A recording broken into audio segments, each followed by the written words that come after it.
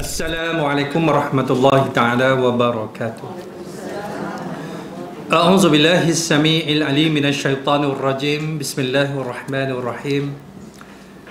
Alhamdulillahilladzi adhaka wa abka wa amata wa ahya wa as'ada wa ashqa wa adalla wa hada. Wallazi anzala al-Qur'ana ala khatamil anbiya'i wal mursalin. فرفع به أقواما ووضع به آخرين صلوات الله وسلامه على سائر الأنبياء والمرسلين والصديقين والشهداء والصالحين والمجاهدين ومن تبعهم بإحسان إلى يوم يقوم الناس لرب العالمين. قال رب اشرح لي صدري ويسر لي أمري واحلل عقدة من لساني يفقهوا قولي. سبحانك لا علم لنا إلا ما علمتنا إنك أنت العليم الحكيم ولا حول ولا قوة إلا بالله العلي العظيم أما بعد اللهم أصلح قلوبنا وأزل عيوبنا وتولنا بالحسنى وزينا بالتقوى واجمع لنا خير الآخرة والأولى وارزقنا طاعتك ما أبقيتنا. Wahai Allah, perelokkan hati kami, cabutkan keaiban dari diri kami. Dorongkan kami pada jalan-jalan kebaikan, hiaskan hati kami dengan ketakwaan. Himpunkan bagi kami kebaikan akhirat dan dunia, rezekikan kepada kami ketaatan kepadamu selagi mana kami hidup menumpang di atas muka bumi. Amin ya rabbal alamin. Yang saya hormati lagi, saya kasihi seluruh barisan panitia program pengajian Kuliah Duha Masjid Al-Falah USJ. Yang saya hormati lagi, saya kasihi tuan-tuan haji, puan-puan hajat, tuan-tuan, puan-puan, muslimin dan muslimat, hadirin dan hadirat, sahabat dan sahabiah yang dirahmati oleh Allah Subhanahu wa taala, baik yang berada di dalam Dewan Fatimah Zahra yang mulia ini ataupun yang berada di dalam media sosial yang bersama dengan kita pada waktu duha yang berkat, dalam majlis yang berkat, dalam bulan yang berkat. Mudah-mudahan kita juga mati dalam keberkatan. Amin. Dan insya-Allah perkongsian pagi ini merupakan sambungan daripada perkongsian yang lalu. Jadi dalam program CIS Cek Iman Sedikit, kita dalam siri yang kedua. Siri yang pertama kita dah buat sedikit inspection, muhasabah beberapa penyakit hati yang menyebabkan matlamat kita menjadi goyang dalam kita memenuhi matlamat hidup kita menurut pandangan Al-Quran dan hadis Nabi sallallahu alaihi wasallam. Apabila matlamat kita terganggu, maka di sana ada masalah-masalah ataupun simptom-simptom yang menyebabkan kita menjadi gelong dalam mencapai matlamat kita. Lalu matlamat kita dah bincangkan hari itu bahawa Allah jadikan kita beberapa matlamat. Tetapi secara asasnya disebutkan bahawa matlamat kita di atas muka bumi ialah mengabdi diri kepada Allah Subhanahu wa taala. Ini yang kita panggil ubudiyah. Ini yang kita panggil ubudiyah. Ubudiyah inilah yang disebutkan oleh Allah dalam surah namanya Az-Zariyat. Ayat berapa tu? Ayat 50, ayat 56. Surah ke berapa? Surah 51. Juzuk ke berapa pada ayat ini? Ayat 56.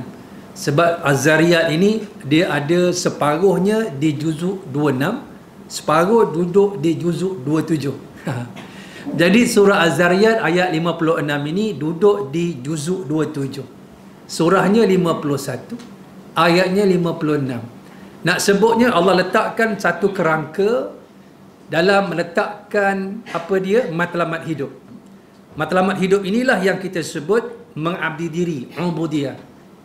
Wa ma khalaqtul jinna wal insa illa liya'budun. Tidak ada satu matlamat yang lebih kudus, lebih holistik, lebih mulia, lebih suci, lebih komprehensif, lebih sempurna, lebih baik daripada apa yang telah Allah letakkan bagi kita. Kita bincang dulu sifat Allah apa dia, sifat rububiyah dia. Allah dia cipta kita, dia tak letakkan kita, dia biarkan terkontang-kanting, terkapai-kapai. Gitu tak? Allah letakkan, ciptakan kita satu, dia letak kita di planet bernama bumi, Earth. Kedua, ketiga, dia letakkan matlamat. Empat, Allah letakkan panduan agar kita berada di atas landasan matlamat tersebut, iaitu Al-Quran. Kita yang ditinggalkan oleh Rasulullah SAW pada pagi ini, lebih kurang 1100 tahun, 1000 tahun yang lampau, kita masih lagi beriman sebab kita ni ditinggalkan oleh Nabi dengan apa dia? Dengan Al-Quran. Ini yang saya sebut mukjizat Nabi yang masih tersisa, yang tak ada ditinggalkan oleh Nabi-Nabi sebelum dari Nabi Muhammad kepada umatnya. Sebab tu semua Nabi-Nabi, Rasul-Rasul bila mereka wafat, maka akan pergilah apa yang dikatakan mukjizat mereka hatta kepada Nabi yang ada kitab mereka pun menjadi mansukh. Sebab itu bila datangnya Quran, kitab-kitab yang lepas itu menjadi mansukh. Jadi Al-Quran itu nasikh, yang memansuhkan. Kan? Nabi kata apa? Lau kana Musa hayyan lattabi'ani. Kalaulah Nabi Musa tu masih hidup, nescaya dia akan ikut aku. Maksudnya dia ikut Quran. Walaupun dia ada Taurat. Walaupun dia ada kitab dia sendiri. Nak sebutnya bahawa Nabi-Nabi Rasul-Rasul sebelum daripada Rasulullah SAW, apabila mereka itu wafat, maka pergilah bersama mereka itu kitab-kitab mereka. Dan sama ada mukjizat dalam bentuk yang kita kata panca indera. Nabi Isa boleh hidupkan orang mati, boleh mengubat penyakit buta, sopak. Nabi Musa dia tongkat dia boleh belah laut, boleh tukar jadi ular. Begitu juga nabi-nabi yang lain. Yang kedua, ada nabi-nabi yang Allah berikan kitab ataupun suhuf-suhuf kepada nabi-nabi tertentu. Kemudian dua-duanya hilang. Tetapi Nabi Muhammad punya hebat, sampai hari ini walaupun Nabi telah wafat, namun mukjizat Nabi bersama dengan kita. Lalu itulah yang disebut matlamat, iaitu Allah sebutkan pengabdian. Jadi matlamat ini yang kita dah bincang hari itu, ada lagi dua. Apa dia matlamatnya? Penciptaan Allah kepada kita sebagai makhluk bernama manusia ini. Allah ciptakan kita. Matlamat yang kedua ialah dalam surah Al-Baqarah, sebagai khalifah, sebagai postman, ambassador, wakil, duta kepada Allah. Allah sebut dalam surah Al-Baqarah ayat ke-30. Surah yang kedua, juzuk yang pertama. Al-Baqarah ada juzuk 1, juzuk 2, juzuk 3 kan? Juzuk yang pertama, wa il qala rabbuka inni ja'ilun fil ardi khalifah. Apabila Allah memberitahu kepada kita bahawa nak jadikan atas planet bernama bumi ini makhluk atau spesies yang namanya manusia sebagai khalifah. Jadi tujuan apa khalifah itu? Khalifah itu dia berfungsi sebagai nak mengatur alam ini dengan satu sistem nilai. Kita panggil value system, iaitu namanya Al-Islam.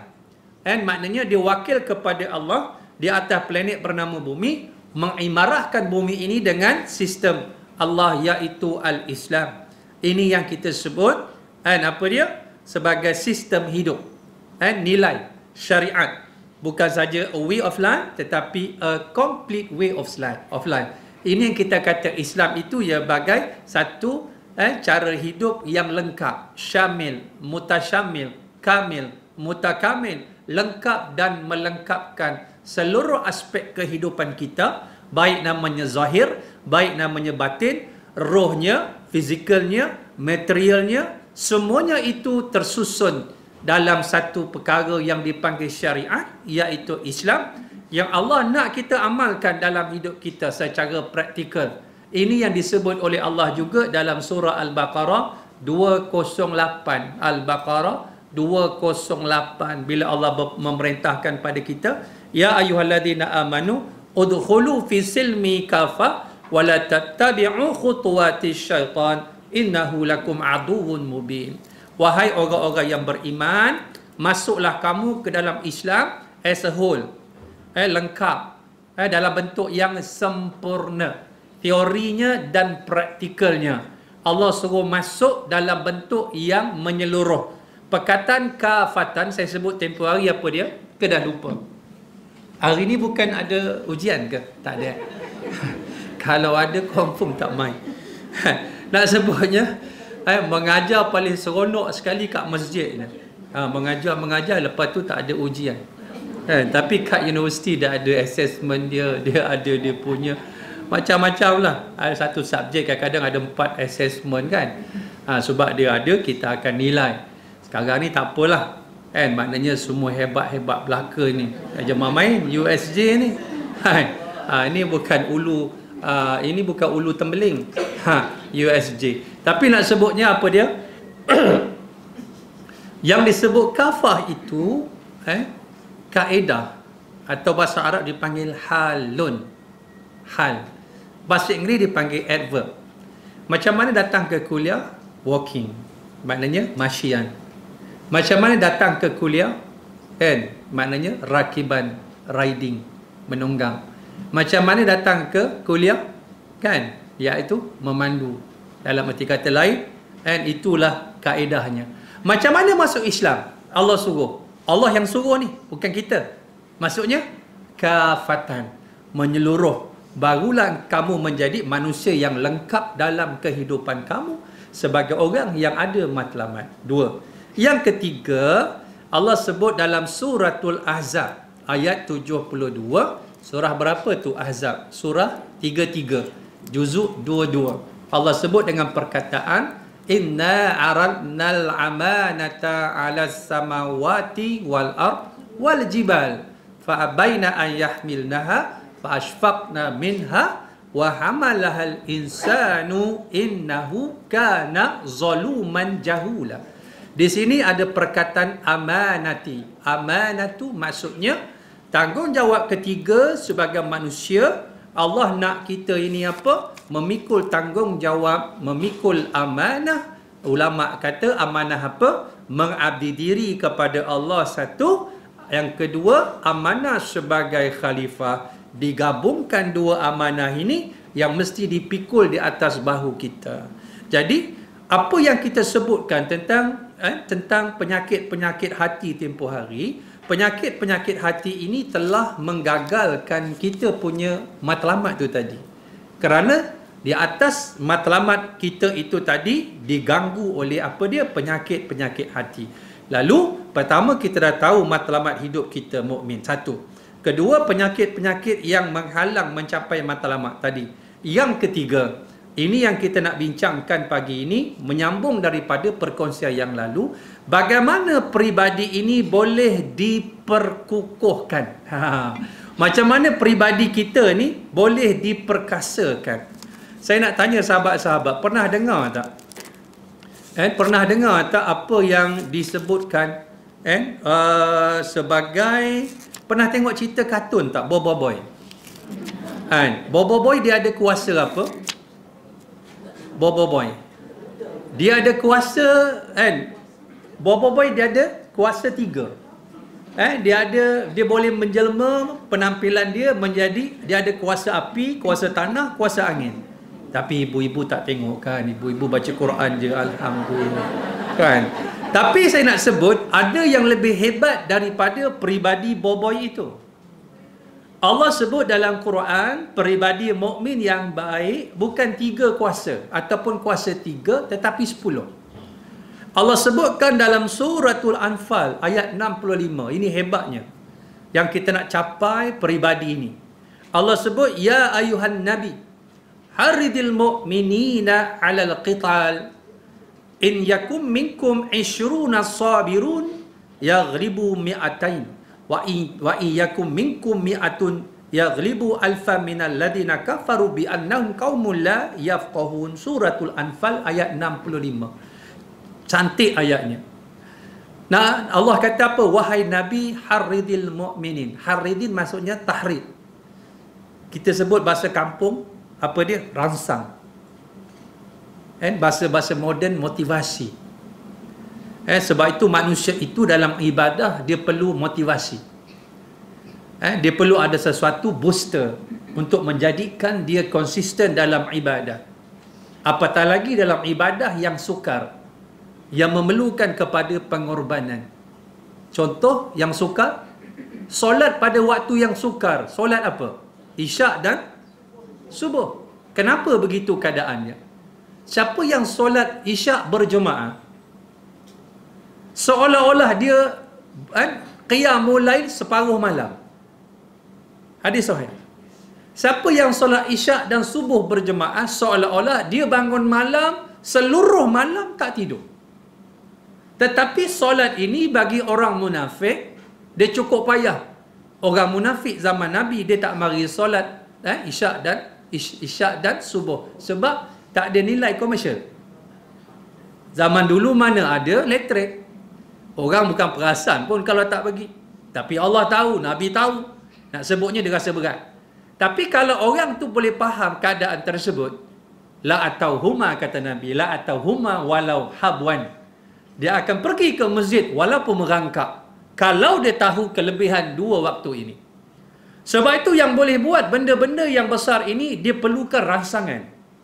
Sebab itu dalam perjuangan Nabi selalu merangsang, selalu memberikan motivasi kepada sahabat-sahabatnya dalam seluruh aspek bentuk ibadah.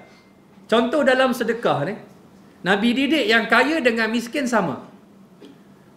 Kerana apa? Yang kaya itulah hartanya, yang miskin itulah hartanya. Dua-dua dia infak semuanya dalam keadaan tidak ada perbezaan di antara dua golongan. Dalam peperangan Tabuk, sebab Tabuk ni jauh, Nabi buat pengumuman awal.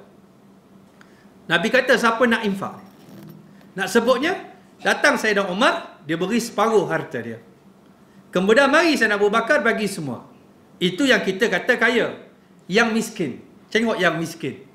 Seorang laki-laki yang tempang, kemudian sahabat ini tangan dia lumpuh, dia ambil upah mengangkat air di perigi dengan seorang Yahudi. Pagi sampai petang, dia angkat air dengan giginya, dia ambil timba dia tarik, ambil timba dia tarik sampai petang. Dia tak makan, dia tak minum. Tiba-tiba upahnya, kata riwayat, sejambak anggur, katanya sejambak ataupun sekuntum tamar, satu tandan tamar. Digigitnya, dibawa ke Rasulullah SAW. Ya Rasulullah, hanya ini yang aku mampu berikan untuk perjuangan Tabuk. Apa maksud saya? Yang kaya tadi, dia beri banyak. Sesuai dengan kaya dia, habis harta. Yang miskin, itulah harta yang dia miliki. Dia berikan semua, dalam erti kata lain, sama. Apa dia? Harridil mu'minina 'alal qital. Allah ajar Nabi supaya, apa dia? Merangsang orang-orang yang beriman supaya sentiasa jiwanya membara beribadah. Pernah dengar perkataan membara beribadah? Membara tahu? Ada perasaan tamak dalam ibadah. Dia ada perasaan ambitious. Dia rasa semangat. Dia rasa berkobar-kobar. Apabila bersembayang, dia rasa seronok dengan sembayang. Dia lupa dengan sembayang dia. Dia tenggelam dengan nikmat lazat bersembayang. Bila baca Quran, dia tenggelam dengan nikmat baca Quran. Sejuzuk tak rasa apa-apa. Ibu-ibu, cuba baca Quran sejuzuk.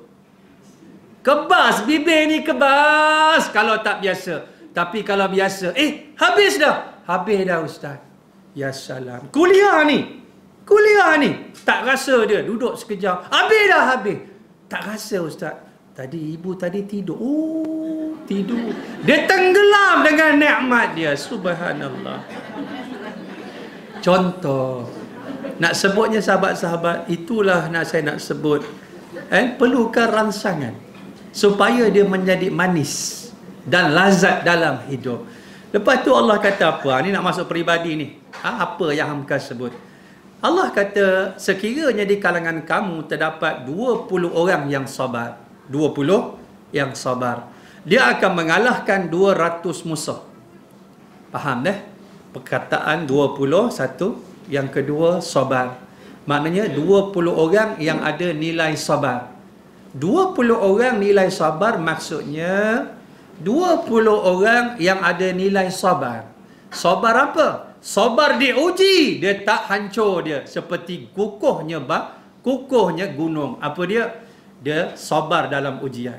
Yang kedua, bila beribadah dia sabar, dia taat pada Allah tu, dengan segala apa yang Allah perintah itu dengan kesabaran, dengan kelazatan, dengan kemanisan. Bila turunnya ayat tutup aurat, apa terjadi kepada wanita-wanita di Madinah ketika itu? Bila suami dia balik rumah beritahu bahawa ayat tutup aurat sudah turun, maknanya perempuan-perempuan ketika itu yang beriman, bila dengar ayat turun, suruh labuhkan tudungnya, dia punya khimarnya, lalu mereka mula mencari kain. Maknanya apa yang dapat dicapai? Dapat ni lah, tablecloth pun tablecloth lah. Dapat langsir dirembat lah. Dapat kain apa ditutup. Nak kata bahawa itulah ketaatan. Bila turun ayat supaya tinggalkan arak secara mutlak, total. Yang minum arak tu, tengah minum ni, terus pecah aja. Bukan minum, balance separuh ni, habis dulu. Tak ada. Nak sebutnya begitu nilai ketaatan. Kesabaran dalam ketaatan yang diperintahkan oleh Allah. Yang ketiga, dia sabar dengan maksiat.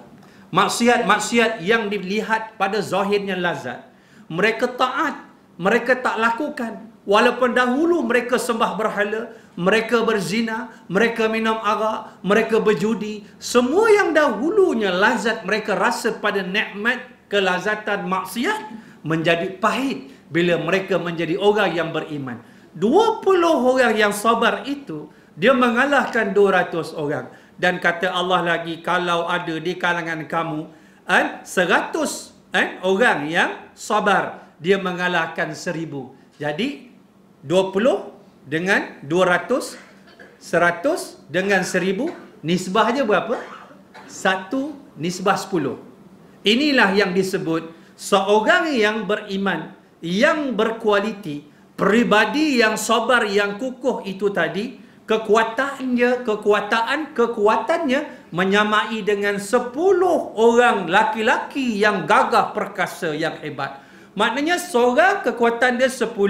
Kalau ada 100, kekuatan dia 1000.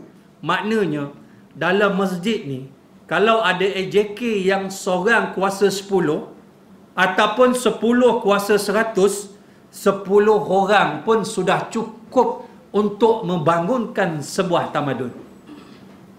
Sebab itu kekuatannya pada dalam.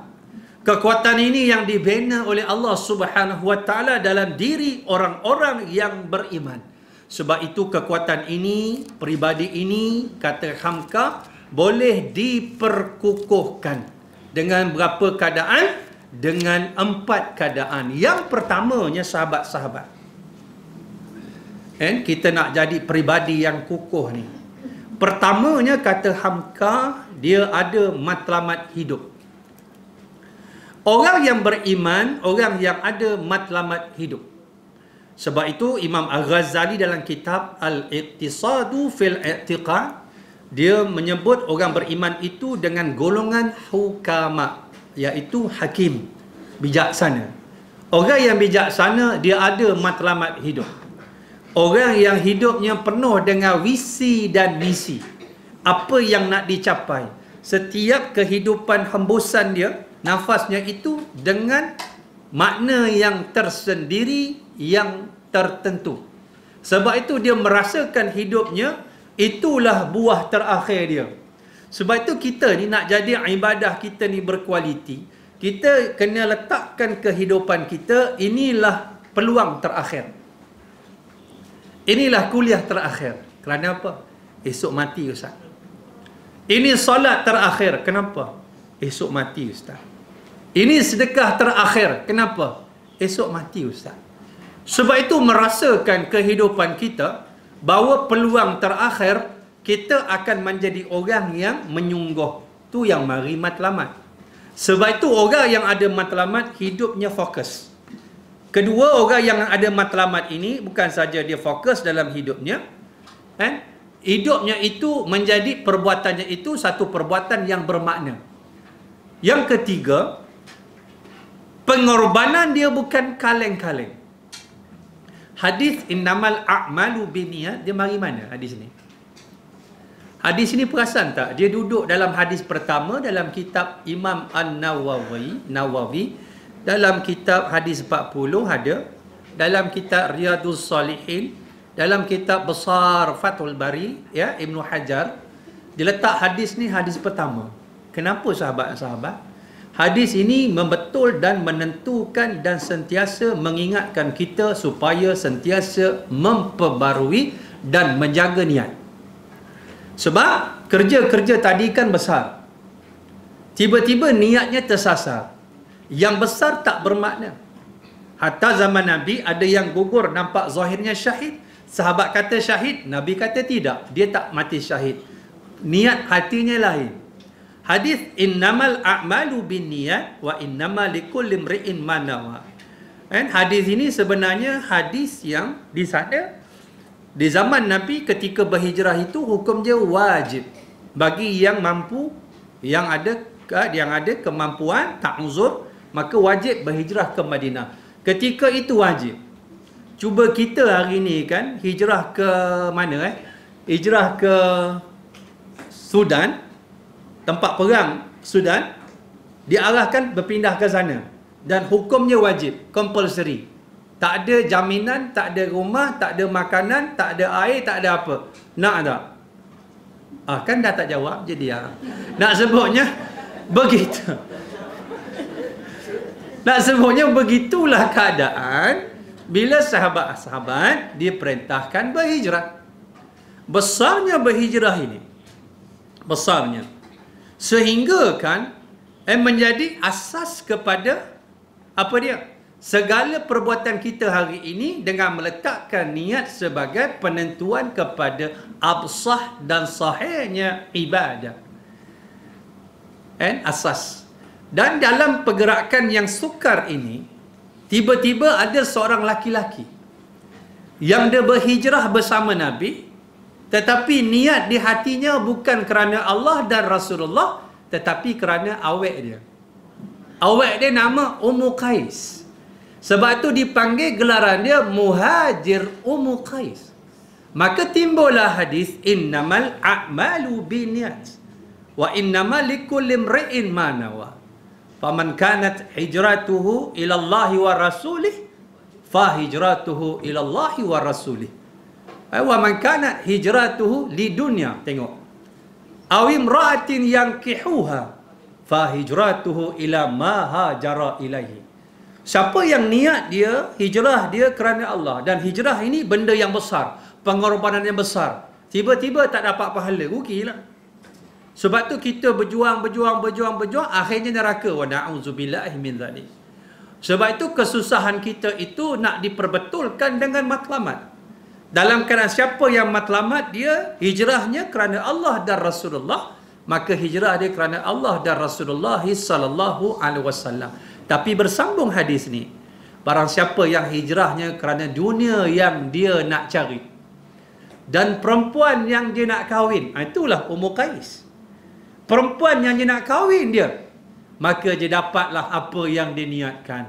Maknanya dia dapat dunia sahaja dalam keadaan kerana niatnya terganggu akibat matlamatnya terpesong kerana selain daripada Allah Subhanahu wa taala.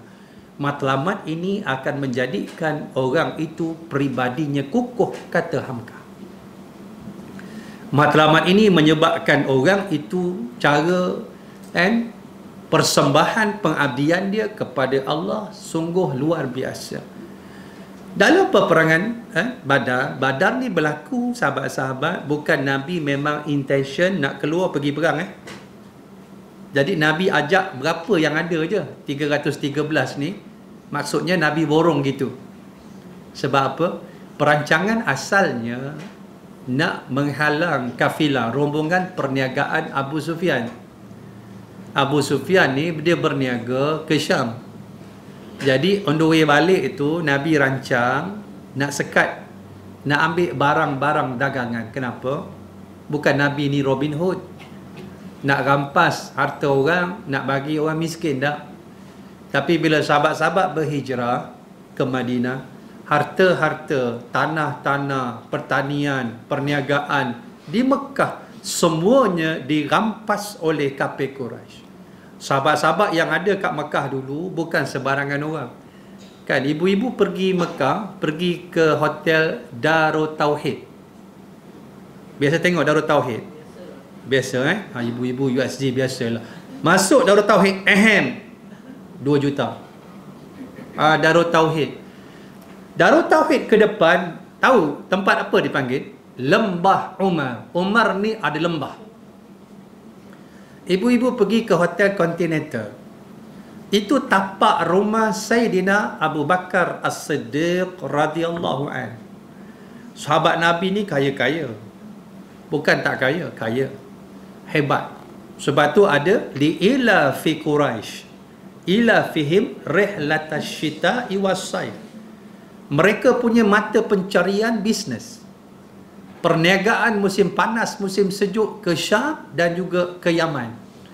Bila mereka berhijrah ke Madinah, harta mereka dirampas. Lalu dalam keadaan mereka itu, Nabi merancang nak ambil balik apa yang boleh dia ambil. Tapi Abu Sufyan dia tahu perancangan Nabi. Dia beritahu orang Mekah perancangan Muhammad. Lalu berlakulah peperangan Badar di tempat bernama Badar. Lebih kurang dengan Madinah lebih kurang 150 km. Di antara dua tempat ini, di antara Madinah dan Mekah, dekat lagi dengan Madinah Badar ni. Siapa-siapa dah sampai. Batu dia merah, hitam. Perasan tak? Kata ulama, jadi terbakar batu tu. Kena libasan pedang dari malaikat Allah Subhanahu wa ta'ala. Kesan sampai hari ini. Dalam perang Badar, malaikat turun. Nak sebutnya, dalam peperangan ini, sebabkan Nabi pakai pukal borong je, ada sahabat yang tak dapat pergi. Antaranya Anas bin An-Nadar. Anas bin An-Nadar. Anas bin An-Nadar ni, dia punya kesal tak dapat pergi. Sahabat-sahabat Nabi ni, bila tak dapat pergi perang, dia punya kesal, dia menangis.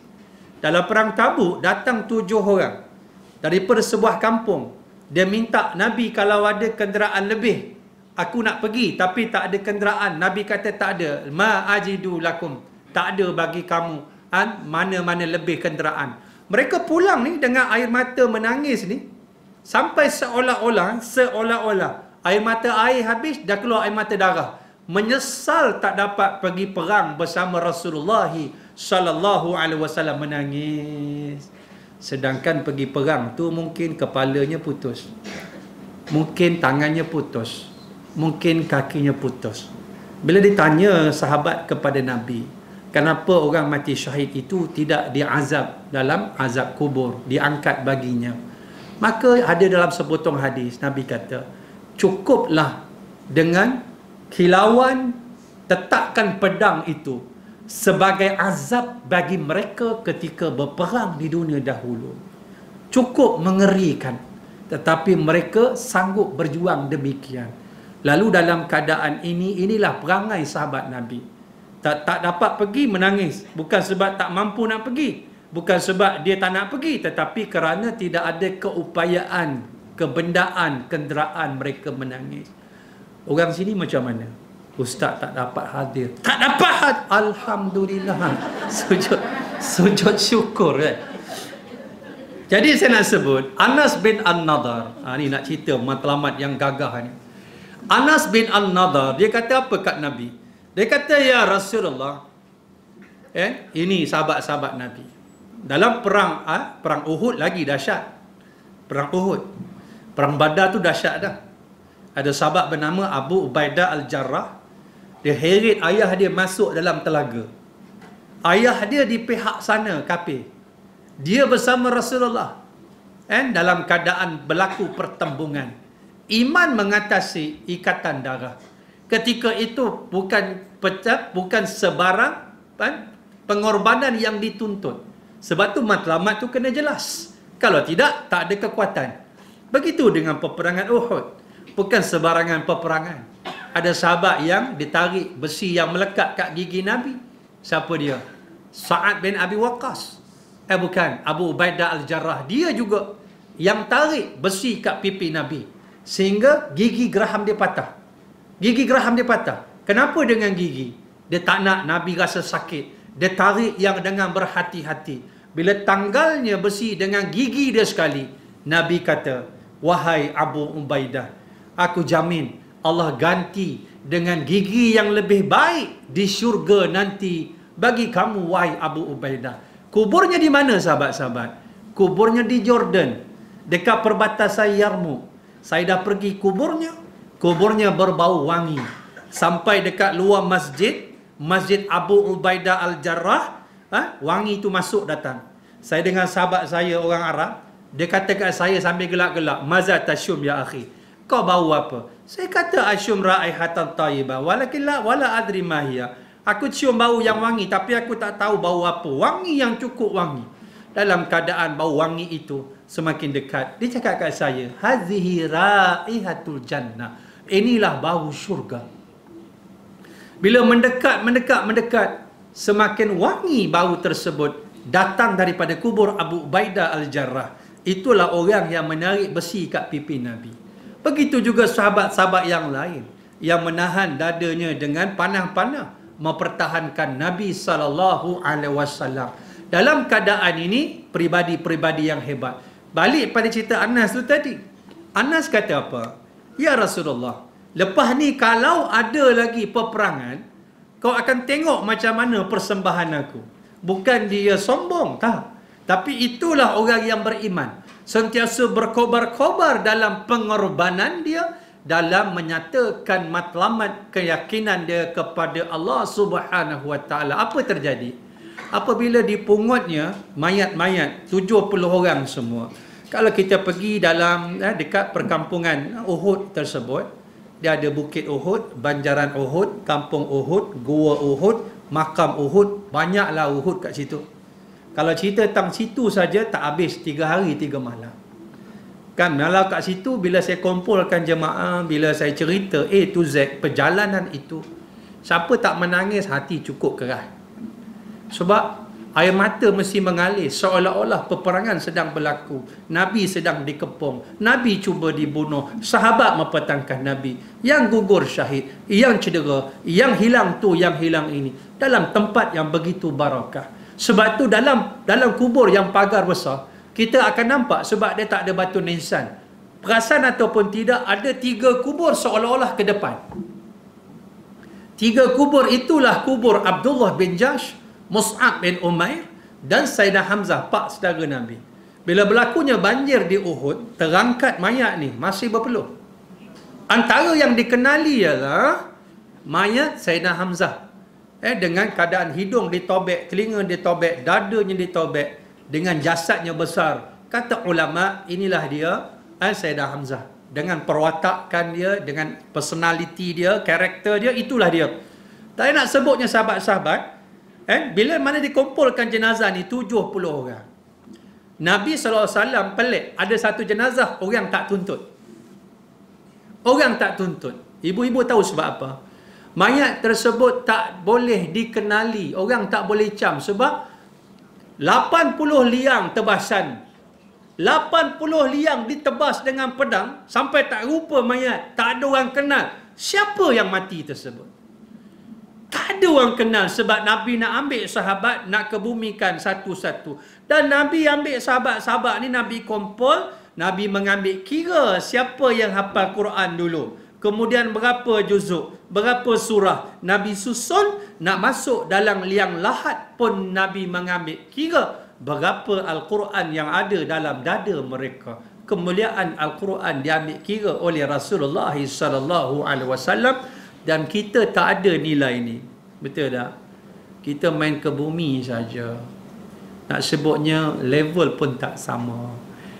Tiba-tiba datang seorang perempuan. Dia kata, "Ni abang aku." Macam mana kau kenal? Tiba-tiba pada jari tangan dia, jari ibu, ada tanda lahir. Kecil ya. Lalu adik dia kata, "Ini abang aku, Anas bin An-Nadar." Anas bin An-Nadar, dia membuktikan matlamat dia. Nampak? Anas bin An-Nadar membuktikan apa yang dia tertinggal dalam 2 hijrah perang Badar, dibuktikan dalam perang Uhud 3 hijrah. Beza dia tak lama, hampir setahun. Nak menunjukkan itulah diri orang yang ada matlamat. Dan matlamat ini tak boleh kita capai tanpa ada visi dan misi mardatillah. Sebab tu Allah sebut wa minan nasi may yashri nafsahu ibtigha'a mardatillah. Di kalangan manusia itu, kata Allah, ada orang yang mengorbankan dirinya mencari mardatillah, mencari keredaan Allah Subhanahu wa taala. Sebab dia melakukan transaction urus niaga dengan Allah. Ini yang Allah sebut juga dalam surah Saf. Dalam surah Saf, hal adulukum ala tijaratin tunjikum min azabin alim. Tu'minuna billahi wa rasulihi wa tujahiduna fi sabilillahi bi amwalikum wa anfusikum dzalikum khairul lakum in kuntum ta'lamun. Wahai orang-orang yang beriman, maukah aku tunjukkan pada kamu satu perniagaan tijarah, perniagaan dengan Allah yang menyelamatkan kamu daripada azab api neraka. Bukan saja azab, disebut azabun alimun, pedih. Sifat dia pedih. Azab yang cukup pedih, menderita. Dalam neraka ni menderita. Nak sebutnya neraka ni ibu-ibu, api, pakaian api, seluar api, kasut api, makan api, minum api, hidup dikelilingi api. Beritahu saya satu bentuk, satu keadaan yang lebih teruk daripada ahli neraka, wa na'udzubillah. Satu keadaan yang lebih teruk daripada api neraka dan juga ahli neraka. Keadaan yang lebih buruk daripada itu tidak ada. Melainkan Allah sebut la yamutu fiha wa la yahya. Nak teruknya neraka ni dia tak mati. Kedua, tak hidup. Nak kata dia mati lebih teruk pada mati. Nak kata hidup, dia memang hidup dalam keadaan penderitaan yang berterusan. Wa na'udzubillah min dzalik. Lalu Allah tunjukkan jalan. Aku selamatkan kamu daripada satu perniagaan yang boleh menyelamatkan kamu daripada azab api neraka yang pedih. Apa dia perniagaan ini? Allah kata kamu beriman pada aku, kamu beriman pada Rasul aku, kamu berjuang, kamu berjihad pada jalan aku dengan harta dan diri kamu. Inilah keadaan orang-orang yang beriman. Daripada kerja buat yang sukar ini, dia akan jadi sia-sia kalau matlamat dia tak ada. Maka bila matlamat tak ada, peribadi dia tak ada. Dia tidak ada kekuatan. Dia tak ada kekuatan. Sebab itu yang pertama. Yang kedua, kata Hamka, nak jadi kuatnya peribadi itu, setelah daripada matlamat tu tadi, dia merasakan perkara itu wajib dalam hidupnya. Kalau hidup manusia itu, dia perlu oksigen. Tak ada oksigen, dia mati. Dia perlu makan. Tak ada makanan, dia mati. Cuba kita ubah oksigen dan makan itu seperti pentingnya roh kita untuk makan dan memerlukan oksigen. Kita boleh kata, tak apalah 3 kali kita pergi kuliah.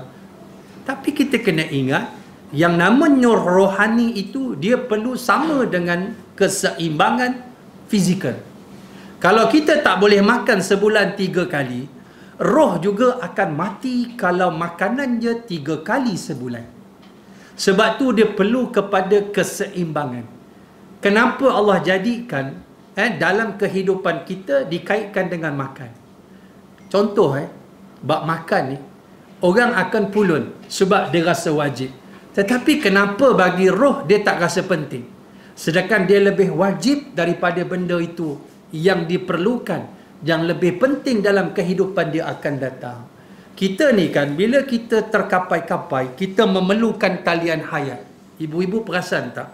Kita akan cuba apa jua halangan, apa jua rintangan, berapa juga harga kita akan pulun. Percaya tak? Orang kan bila nak tenggelam lemas. Buaya lalu dipeluk lah. Buaya lalu dipeluk. Ketika dia sedang kelemasan. Buaya bila dipeluk, buaya tengok kena peluk, Allahumma barik lana fima razaqtana wa qina adzabannar. Kita ni bila tersepit, apa saja yang kita boleh rembat, kita rembat. Apa yang kita boleh grab, kita grab. Ini perangai kita. Contoh, Kalau Allah buatkan kita, setiap kita ni ada jam istimewa dekat lengan tangan ni, iaitu jam yang menentukan berapa baki masa hidup. Agak-agak ibu-ibu, ayah-ayah sanggup tak tengok jam tu, besok aku mati. Baki 24 jam. Kalikan minit, kalikan saat, kita mengira saat. Tik-tak, tik-tak, tik-tak. Kalaulah kita tahu berbaki hanya 5 saat dan di sana ada kaunter, ada shopping komplek, ada kedai yang menjual masa. Agak-agak kita beli tak? Beli ibu-ibu. Beli. Walaupun 1 saat dijual dengan RM1,000, RM10,000, RM1,000,000, kita akan beli. Kerana apa? Kerana kita dalam keadaan tersepit dan merasakan benda itu wajib. Bagaimana kita pula yang tadinya matlamat kita dah jelas, tak boleh hidup kita dengan Islam, mesti dengan Islam, maka kita akan pulun Islam itu menyungguh. Dalam keadaan kita menyungguh-sungguh. Sebab itu kita rasa dia penting. Kan? Sebab itu Allah tahu perangai manusia. Tengok sahur. Sahur kan ada makan kan? Cuba sahur tak ada makan, bangun tak? Puasa kan ada buka kan? Cuba buka tak boleh makan, boleh minum air je. Allah jadikan semua itu berganda-ganda. Kan kita buat gerakan subuh sekarang kan? USD saya dengar dah habis dah, saya tengok.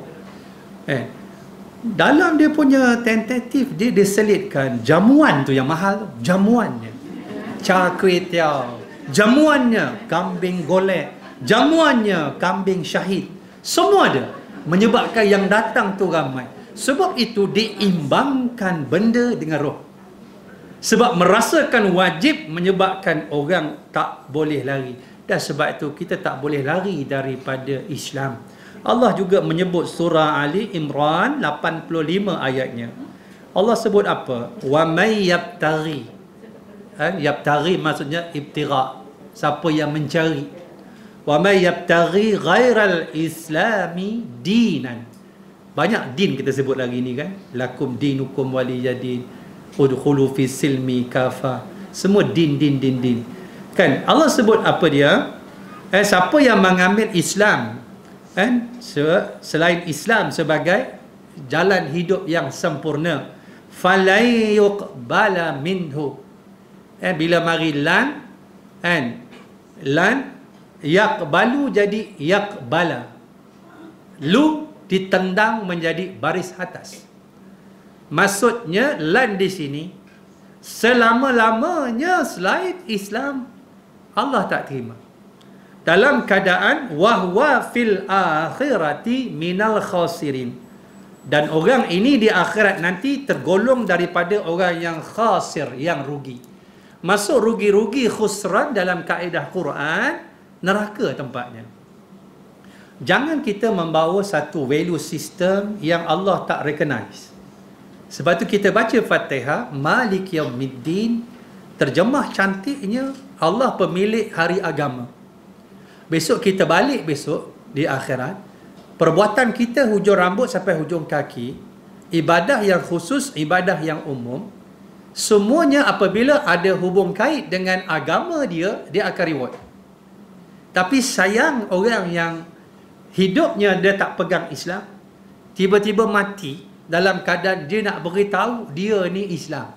Sebab saya dah sebut, itu bukan kaedahnya. Ringkasnya yang ketiga, bila mana matlamat tu dah ada, satu, dia ada matlamat. Kedua, dia rasa benda tu wajib. Yang ketiga, dia ada tindakan. Dia ada action. Dia ada inisiatif dia dalam bentuk yang praktikal. Perasan ataupun tidak. Bila Allah kaitkan amanu, Allah kaitkan wa amilus salihat. Perasan tak? Banyak ayat Quran. Bila Allah sebut orang yang beriman, Allah akan sebut amal yang saleh. Maknanya satunya teori, satunya praktikal. Tak cukup beriman dengan solat kalau tak mendirikan solat. Tak cukup kita beriman pada zakat kalau tak keluarkan zakat. Tak cukup kita beriman kepada ibadah-ibadah yang kita kena lakukan sekadar kita niat. Sekadar kita melihat secara teorinya. laisal imanu bitamanni wala bitakhali. Iman itu bukan dengan angan-angan, bukan dengan cita-cita. Dia mesti bangun membuat. Dia mesti bangun melakukan perkara tersebut. Dia menuntut kepada praktikal. Sebab itu tak boleh kita nilai orang itu dalam keadaan cukup dengan niat ke hati tanpa ada praktikal. Contoh solat. Solat itu menuntut. Sebab tu wa aqimis solata, dirikan solat, ada perkataan aqim. Tengok. Ada tak perkataan lain? Contoh hadis Nabi daripada Abu Amrin Sufyan bin Abdullah As-Saqafi radhiyallahu an. Qal qultu ya Rasulullah qul li fil Islami qawlan la as'alu anhu ahadan ghairaka. Qal qul amantu billahi thumma istaqim. Sahabat tengok cara dia tanya kat Nabi, dia tak nak susah-susah. Nabi pun dia tak suka mengajar benda yang susah-susah. Ada orang kata, Ustaz, saya masuk tarekat ni, saya nak bertapa, nak beramal supaya saya boleh terbang. Yang boleh terbang tu Superman, ibu-ibu. Saya nak jalan atas air. Yang boleh jalan atas air ni spider saja. Nabi kalau mengajar umat dia, dia boleh buat, umat dia tak boleh buat. Itu dipanggil apa? Nonsense. Meaningless, tak ada makna. Apa faedah dia mengajar benda yang orang tak boleh buat? Sedangkan Nabi kata, apa dia? Sallu kama ra'aitumuni usalli. Apa lagi? Ayat Quran. Wa ma atakumur rasul fakhuzu wa ma nahakum anhu fantahu. Apa yang Nabi bawa ambil, yang Nabi larang tinggal. Nak sebutnya Nabi buat apa yang umat dia boleh buat. Kena ingat. Jadi Nabi dia tak buat benda yang payah-payah. Hadis ni pendek saja. Contoh dalam sedekah Nabi minta banyak ke? Sikit je kan? Ini kaedah mendidik orang. Ustaz, itu ada seorang makcik datang madrasah. Ustaz ni ustaz RM1 kan? Ustaz RM1. Saya lagi dulu, saya tak pernah minta banyak pun. Dengan USJ ni saya minta berapa juta? Tak ada kan? Saya minta RM1 je. RM1 je. Tapi kalau USJ bagi RM1 teruk lah. Masuk RM1 apa? Sikit. Contoh saya nak buat bangunan 1.4 juta. Saya perlukan RM1 daripada 1.4 juta umat Islam. Tetapi masalahnya 1.4 juta umat Islam tak ada kesedaran ke arah RM1 tu. Sebab tu kita balik kepada Al-Anfal tadi, surah Al-Anfal 65. Tu yang ada perkataan, ya ayuhan nabi haridil mu'minina 'alal qital. Wahai Nabi, rangsanglah orang beriman supaya ada semangat juang yang membara. Yang tak ada semangat berjuang, kita bagi dia semangat. Kalau semangat dia 46 hari, jadikan 46 tahun. Nak sebutnya kita rangsang dia supaya dia faham. Sebab ini kerja Nabi. Tak percaya? Tadilah. RM1 tu daripada mana saya ambil konsep tu? Konsep dia, apa yang Nabi ajar. Nabi kata apa? Hadis sahih. Wattaqun nara walau bisyiqqi tamratin. Kamu tepislah api neraka walaupun kamu infak sekadar separuh tamar. Tuan-tuan, tamar tu besar ni ke besar ni? Besar ni. Tamar Nabi lagilah kecil. Dah lah kecil begini, separuh pula. Separuh pula. Kadang-kadang kita nak buka puasa kan, kat masjid, dekat surau kan, dekat Masjidil Haram, Masjid Nabawi. Orang sebelah kita ni, dia ambil tamar, dia bagi kita. Kita dah ada tamar lah. Kita lah hati kita kan nakal. Dia ni tak faham ke aku dah ada tamar. Dia nak ambil semangat hadis Nabi itu. Hadis Nabi itu.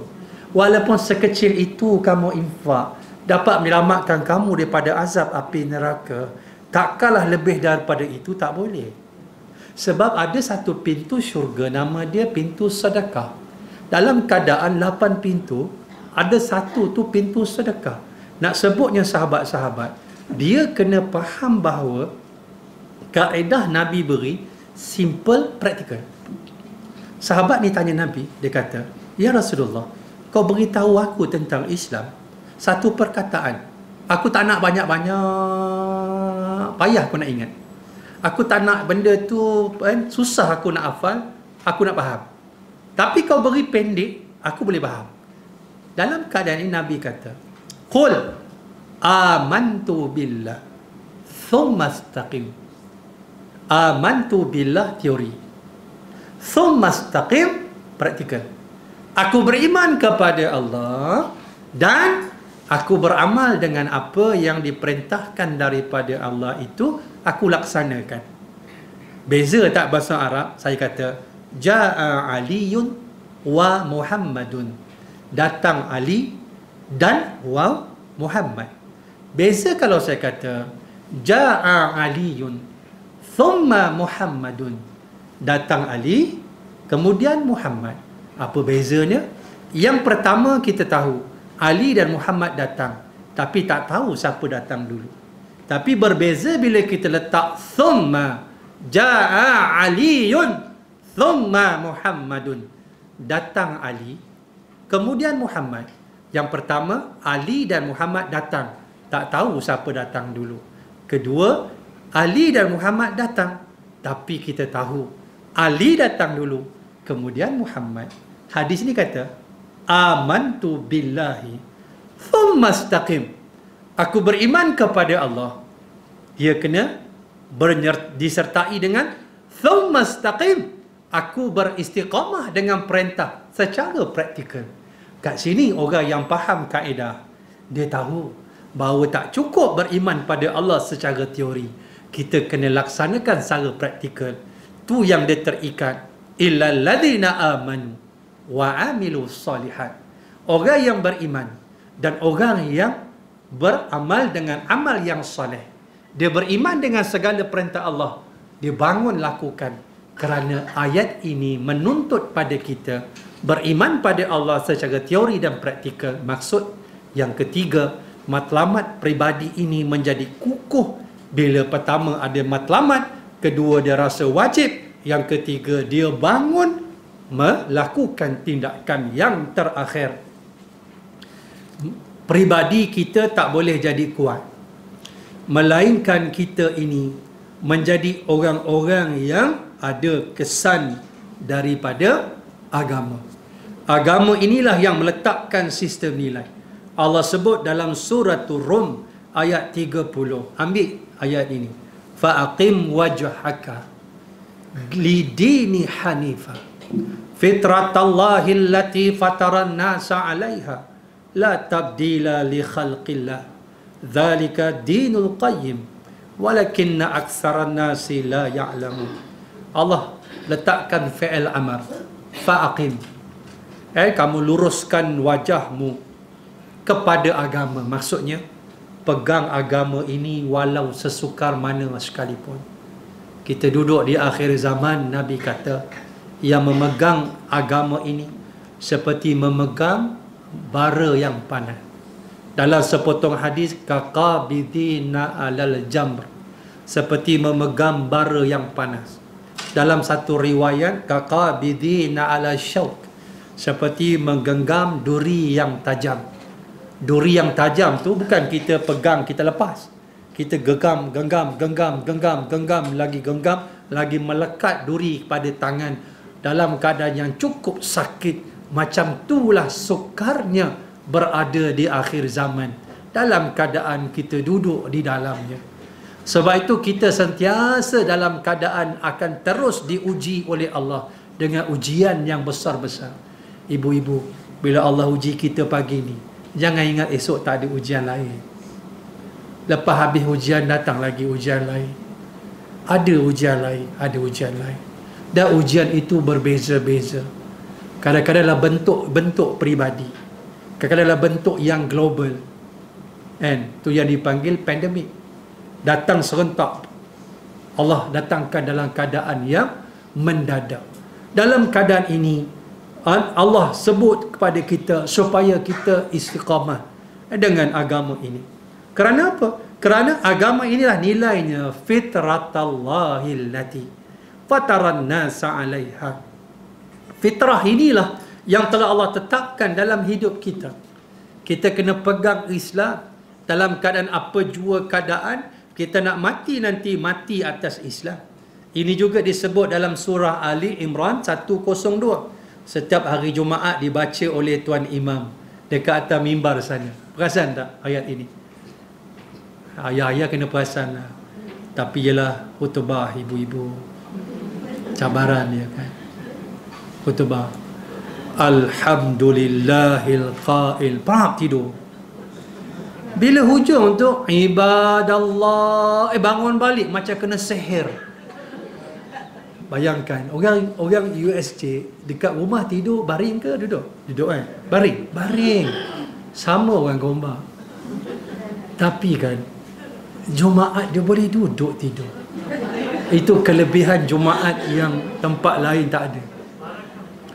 Dan dalam keadaan dibacakan, disebutkan ya ayyuhalladzina amanu taqullaha haqqa tuqatih wa la tamutunna illa wa antum muslimun. Wahai orang-orang yang beriman, bertakwalah kamu kepada Allah dengan sebenar-benar takwa. Janganlah kamu mati melainkan kamu mati dalam Islam.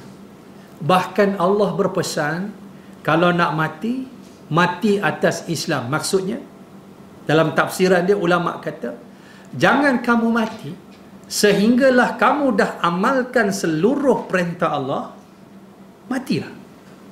Maknanya dalam keadaan hidup kamu tu dah memang keseluruhannya kamu taat kepada Allah dengan syariat Islam, matilah. Dalam keadaan Allah redha di atas apa yang kamu lakukan. Maka peribadi ini kita yang pilih. Jadi saya nak simpulkan dengan sebuah ayat daripada surah Fatir ayat 32. Cuba tengok 3 bentuk peribadi ini yang kita nak pilih dalam hidup. Allah berikan lagi jawapan demi jawapan demi jawapan demi jawapan. Subhanallah.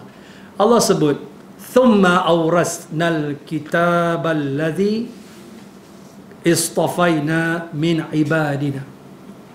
Kemudian kami berikan, perkataan awrathna, kami pusakakan, kami wariskan, kami berikan, kami hidangkan kitab, yakni panduan kepada orang dulu dan kita, orang-orang yang Allah pilih. Perkataan istafaina, al-mustafa, maknanya orang-orang yang Allah pilih, the chosen one, the selected one.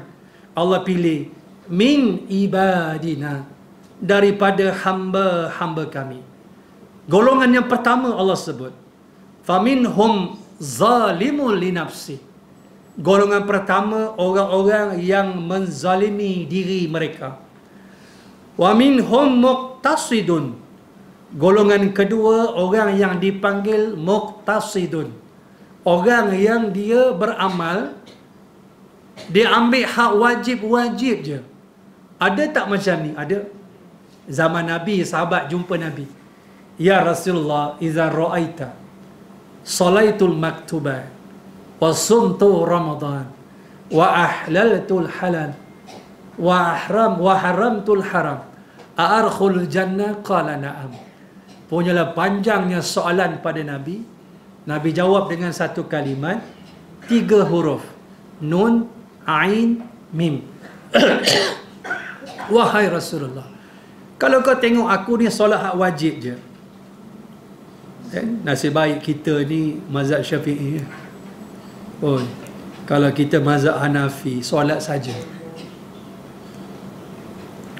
Saya duduk Pakistan ni, mazhab dia Hanafi. Kalau isyak, campur solat isyak, mereka solat 17 rakaat. Witir bagi mereka wajib. Tang wajib kat mereka pun 5 rakaat, 2-2-1. Kita ni tak banyak. Dan jamak kasar mereka tak ada. Mereka ada jamak je ketika buat haji. Tetapi mereka ada qasar. Sebab tu kalau musafir, mereka berhenti setiap tempat sebab nak solat. Kita mazhab Syafi'i, subhanallah, bukan saja jamak, diqasarkan lagi. 4 jadi 2. 4 jadi 2. Subhanallah. Hari tu jemaah datang, ustaz, sini boleh jamak. Mari mana? Gombak. Boleh. Cukuplah untuk jamak qasar. Cuma saya pesan balik Gombak, jangan beritahu orang Gombak ibu-ibu solat Zuhur 2 rakaat. Maksudnya gelak lah. Maksudnya boleh. Ya, sebab musafir. Kita habis. Kadang-kadang kita tak cukup jamak takdim, jamak takhir, ditambah jamak ta'yah, jamak taksir, jamak ta'dan pun ada. Semua dia jamak, dia niat dia. Kan?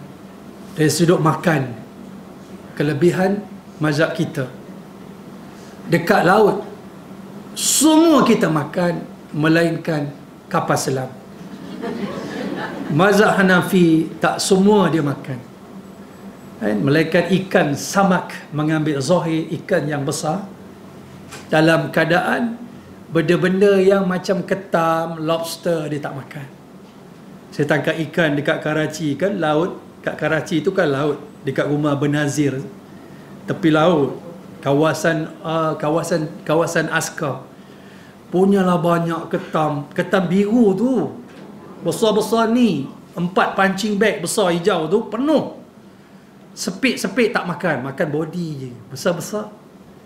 Tengah basuh-basuh nak masuk periuk, lompat. Askar dia tengok.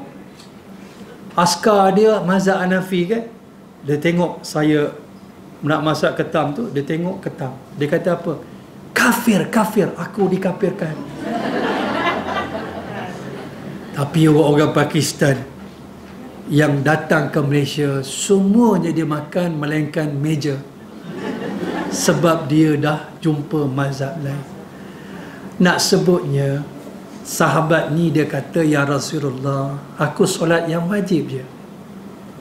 Ba'diyah, qabliyah, rawatib tak, witir tak, duha tidak, jauh sekali. Kalaulah dia tak solat tarawih, boleh.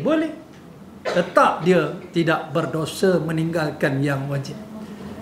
Mana yang haram aku tinggal. Puasa pun aku puasa hak wajib. Yang mana halal aku ambil. Dia tanya kat Nabi, boleh tak aku masuk syurga? Nabi kata, ya. Tara sahabat Nabi pun ada yang macam ni, apatah lagi kita yang lemah.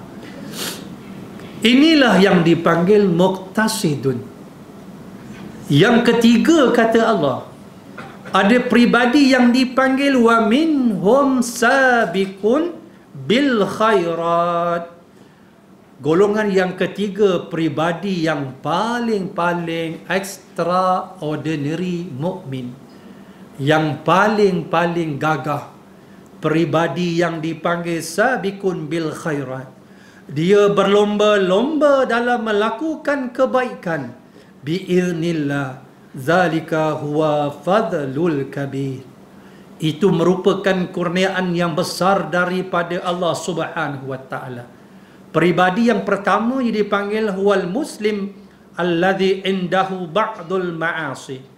Yang dikatakan menzalimi diri, peribadi muslim yang biasa yang ada melakukan maksiat.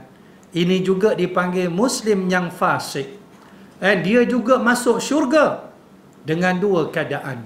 Dia sempat bertaubat, 1. Kedua, dia masuk neraka, diseksa di atas dosanya. Lepas itu masuk syurga dengan izin Allah. Itu masuk zalimul li nafsih. Wa na'udzubillah, walaupun masuk syurga hujungnya. Yang kedua, syarahan kepada muqtasidun. Wa huwal birrul mustaqim alladhi addal liwajibat tarkul maharim lakin makana indahu nasya alladhi yatadammanu al-munafasati wal fil khairat wal musabaqah. Jadi yang kedua, orang-orang Islam yang dia ni istiqamah dengan Islam, tetapi dia hanya melakukan perkara-perkara yang wajib sahaja.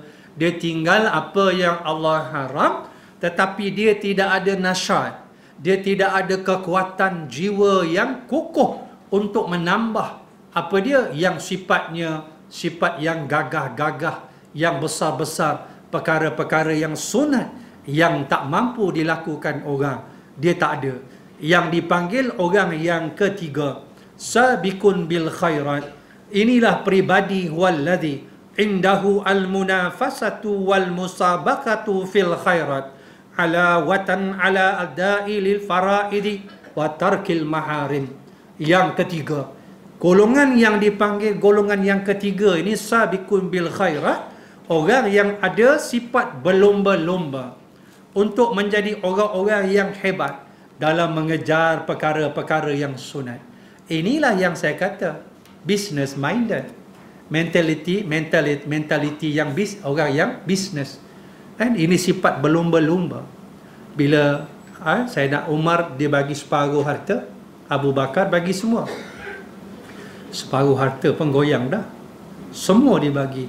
Bila Nabi tanya, ma abqaita li ahlika ya Abu Bakrin, apa yang kau tinggalkan untuk keluarga engkau wahai Abu Bakar? Qad abqaitu lahum Allah wa rasulah. Aku tinggal bagi mereka Allah dan Rasulnya. Sebab tu kalau kita pergi ke Masjid Nabawi, pintu dekat depan sekali kat kiblat, pintu Babus Salam. Kalau ikut jalan street tu dipanggil Babus Syari'us Salam, dipanggil jalan bernama As-Salam. Sebab apa? Jalan tu terus ke Babus Salam. Masuk Babus Salam orang laki-laki, keluar dekat pintu Babul Baqi', pintu Baqi'. Perasan tak pintu sebelah dia, ayah-ayah, sentiasa terbuka. Pintu Babus Salam 24 jam buka. Sebelah pun sentiasa terbuka. Perasan tak? Apa nama pintu tu? Pintu Babu Abi Bakrin. Pintu Sayyidina Abu Bakar. Kenapa terbuka? Pintu lain tertutup. Pintu Malik Fahad 21 tertutup, 22 tertutup. Pada masa-masa dah waktu malam semua tutup. Pintu Abu Bakar 24 jam. Kenapa? Arahan Nabi. Pintu Abu Bakar akan sentiasa dibuka sampai hari kiamat. Itulah tapak rumah Abu Bakar As-Siddiq. Kerana infak dia kepada Islam, sampai hari ini arahan Nabi secara hukum pintu rumahnya dibuka. Kerana konsep tasabuk, berkejar-kejar. Nabi kata dekat hujung sana, di pinggir kampung, ada ibu tunggal, tak ada orang tak yang menyantuni dia. Siapa boleh pergilah. Sayyidina Umar berlari-lari, beri salam. Bila masuk saja, Abu Bakar dah ada dalam tu menyuapkan makanan ke mulut ibu tersebut. Abu Bakar sentiasa mendahului sahabat-sahabat yang lain. Nabi kata, dalam syurga ada 8 pintu. Setiap orang dipanggil daripada pintu masing-masing. Ada pintu solat, ada pintu jihad, ada pintu sedekah, ada pintu memaaf dan mengampunkan orang, ada pintu babul aiman, orang-orang yang tidak dihisap, ada pintu namanya Rayyan, orang yang suka puasa, ada pintu keampunan. 8 pintu. Sahabat-sahabat bila Nabi kata 8 pintu, semua terpegun, terpersona, teruja. Semua dipanggil daripada pintu-pintu masing-masing. Lalu Abu Bakar bertanya, ya Rasulullah, ada tak orang dipanggil daripada semua pintu? Maksudnya 8 pintu panggil dia, marilah masuk, marilah masuk. Nabi kata, ada. Nescaya orang itu engkau wahai Abu Bakar. Menangis Abu Bakar. Ibu-ibu kita ke, satu pintu syurga panggil kita pun dah cukup dah. 8 pintu panggil Abu Bakar As-Siddiq radhiyallahu an.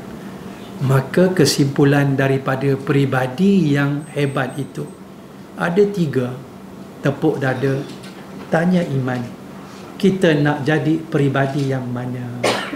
Maka selesailah perkongsian kita secara 2 siri tentang jom cek iman sikit, CIS. Cek iman sikit mengenai apa dia, apa yang kita nak capai daripada kehidupan ini sebelum kita meninggal, bertemu dengan Allah Subhanahu wa ta'ala. Amin ya Rabb. Cuma ada sedikit perkongsian saja kat belakang. Saya nak share lah. Ada apa? Share doa insyaAllah. Oh, saya lupa. Ramai anak-anak yang SPM kan.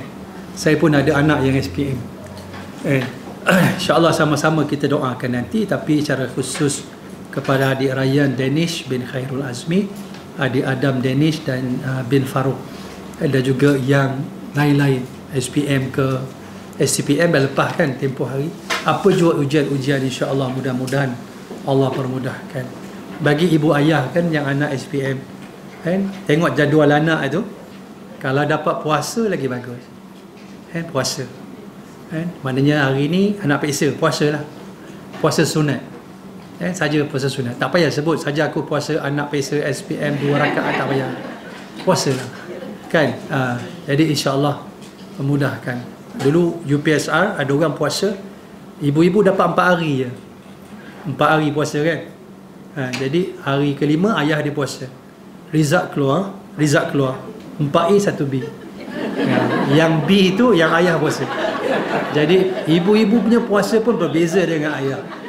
Puasalah insya-Allah. Yalah. Maknanya dia bergabung lagi dahsyat. Tadi satu-satu kan bergabung. Yalah, nak buat macam mana? Ibu-ibu dia ada ABC, Allah beri cuti kan. Saya nak puasa juga walaupun saya haid ustaz. Yang ni orang tak pandai fiqh. Tak boleh. Kan ada hukum dengan sebab datang. Adanya haid tak boleh solat. Haid tak ada, solat boleh. Dengan dia jadi wajib. Kalau datang dia tak boleh solat. Ada sebab hukum, sebab tak ada. Kenapa tak ada zuhur? Tak masuk waktu. Ni sembahyang apa ni pukul 11 pagi? Zuhur ustaz. Cerah masa depan. Ini dia panggil hukum apa dia? Al-wada'i. Kena faham kan? Kena belajar. Kan? Kenapa jadi wajibnya wuduk? Sebab solat wajib, wuduk jadi wajib. Ma la yatimul wajibu illa bihi fahuwa wajibun. Atau perkara wajib tak boleh dengannya. Nya ni. Dan wuduk jadi wajib. Jadi insya-Allah kita sama-sama kita akan doa selamat, semoga insya-Allah. Cuma kat belakang tu anak-anak saya bawa semua. Biar dia tengok ayah dia. Susahnya nak bangunkan madrasah. Saya bawa yang dulu saya pernah bawa, sebab dia limited, tak banyak. Kena ambil kat Greek ikan Sungai Perak, ikan loma ataupun ikan saloma. Ikan saloma. Jadi siapa pergi ke Taiping, pergi ke Cangkat Jering, ada simpang tu kan, ada ikan perkasan banyak. Kalau ada je ikan loma 2 ekor RM12 ke RM10. Yang saya bawa ni gebu-gebas, crunchy manci. Ikan loma setengah kilo 500 gram, ada 8 ke 9 ekor. Harga dia RM19. Sambil membeli sambil infak lah untuk madrasah. Tak bawa duit tak apa, ambil je. Nanti ingat-ingat masuk dalam akaun madrasah. Kan kita nak beli simen, beli pasir. Ada kat belakang tu. Memang kena cuba. Ada yang ambil satu paket, dia telefon saya semalam, dia marah. Saya ingat, kenapa ustaz? Saya nak marah ni. Kenapa? Sedap sangat ustaz. Saya dah kata dah, nanti menyesal. Sebab saya bawa tak banyak kan. Memang saya nak, kalau boleh 1000 kilo saya nak ambil daripada Greek. Tak boleh. Sebab orang kampung macam ni lah. Ikan ni diambil dekat rumah A, campur rumah B, campur rumah C, campur rumah D, baru dapat lebih kurang 100 kilo. Sebab ikan ni saya nak, ikan lain saya tak main. Sebab ikan ni terbaik untuk perkasam. Yang kedua, orang ni dia buat bersih sangat. Saya tengok dan orang ni buat baik.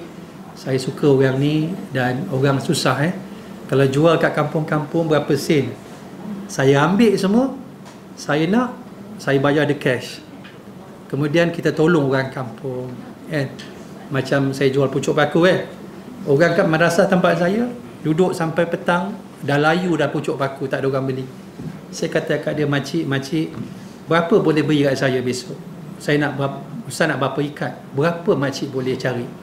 Bagi saya semua. Saya bawa KL, saya pergi kuliah. Dengan dia, saya bagi cash. Biar je dapat job, dapat duit. Tolong orang kampung. Saya bawa daripada madrasah datang sini. Agak-agak berapa untung? Berapa sen? Tak ada untung mana pun. Tapi nak sebutnya, kena ingat ibu-ibu, kita tolong orang, Allah tolong kita. Pertolongan Allah terikat dengan bagaimana kita suka tolong orang. bukan sebab kita peribadi dah. Kita tolong orang, maknanya kehidupan kita bergantung kepada orang. Jangan selfish tau.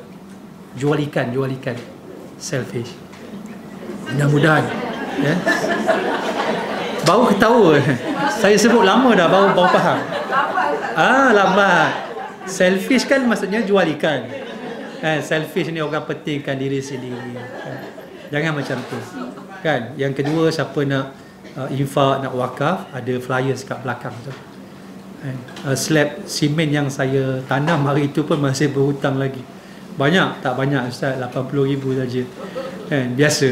Tapi nak sebutnya siapa nak sama-sama, insya-Allah kita bangunkan agama Allah Subhanahu Wa Taala. Sekadar yang mampu kita bila kita hidup. Jadi insya-Allah kita secara khusus kepada adik Ryan Danish bin Khairul Azmi dan Adam Danish bin Farouk, dan juga kepada semua dalam dewan ni dan juga secara mayanya, siapa saja yang anak cucu dalam peperiksaan, sama-sama kita doakan insya-Allah. Khususan lihaziniyah Al-Fatihah. A'udzubillahi minasyaitonir rajim. Bismillahirrahmanirrahim. Alhamdulillahi rabbil alamin arrahmanir rahim maliki yaumiddin iyyaka na'budu wa iyyaka nasta'in ihdinas siratal mustaqim siratal ladzina an'amta 'alaihim ghairil maghdubi 'alaihim waladdallin amin. A'udzubillahi as-sami'il 'alim minasyaitonir rajim. Bismillahirrahmanirrahim. Alhamdulillahi rabbil alamin hamdan wa fi ni'amahu yukafi'u mazida. Ya Rabbana lakal hamdu kama yanbaghi li jalali wajhikal karim wa 'azimi sultani. Rabbana zalamna anfusana wa illam taghfir lana wa tarhamna lanakunanna minal khasirin. Allahumma shalli ala sayyidina Muhammadin tibbil qulubi wa dawaiha wa afiyatil abdani wa shifaiha wa nuril abdan wa nuril absari wa diyaiha wa ala alihi wa sahbihi wa barik wa sallim. Allahumma shalli salatan كاملة وسلم سلاما تاما على سيدنا محمد الذي تنحل به العقد وتنفرج به القرى وتقضى به الحوائج ولا تنال به وحسن الخواتيم ويستسقى الغمام بوجه الكريم وعلى آله وصحبه في كل لمحة ونفس بكل عدد. اللهم صل على سيدنا محمد صلاة تنجينا بها من جميع الأهوال والآفات وتقضي لنا بها من جميع الحاجات وتطهرنا بها من جميع السيئات وترفعنا بها إنك على درجات وتبلغنا بها أقصى الغايات من جميع الخيرات في الحياة وبعد الممات وعلى آله وصحبه وبارك وسلم. اللهم لا تدع لنا في مقامنا هذا وفي جمعنا هذا وفي يومنا هذا ذنبا إلا غفرته ولا هما إلا فرجته ولا مريضا إلا شفيته ولا عيبا إلا سترته ولا امتحانا إلا نجحته ولا امتحانا إلا نجحته ولا امتحانا إلا نجحته ولا حاجة من حوائج الدنيا والآخرة إلا قضيتها يا الله. اللهم إنا نستحفظك ونستودعك أدياننا وإسلامنا وأنفسنا وأزواجنا وأولادنا وأموالنا وكل شيء أعطيتنا. اللهم حققنا بالتقوى والاستقامة وأعذنا من موجبات الندم في حال ومال إنك أنت الغفور الرحيم. اللهم إنا نجعلك في نحور أعدائنا ونعوذ بك من شرورهم. اللهم بدد شملهم وفارق جمعهم وشتت كلمتهم وزلزل أقدامهم وسلط عليهم كلبا من كلابك يا قهار يا جبار يا منتقم يا الله يا الله يا الله. اللهم يا منزل الكتاب ويا مجري السحاب ويا هازم الأحزاب اهزمهم وانصرنا عليهم. ربنا تقبل منا إنك أنت السميع العليم وتب علينا يا الله إنك أنت التواب الرحيم. ربنا آتنا في الدنيا حسنة وفي الآخرة حسنة وقنا عذاب النار. سبحان ربك رب العزة عما يصفون والسلام على المرسلين والحمد لله رب العالمين. تقبل الله منكم منا ومنكم تقبل يا كريم. أقول قولي هذا وأستغفر الله العظيم لي ولكم والسلام عليكم ورحمة الله تعالى وبركاته.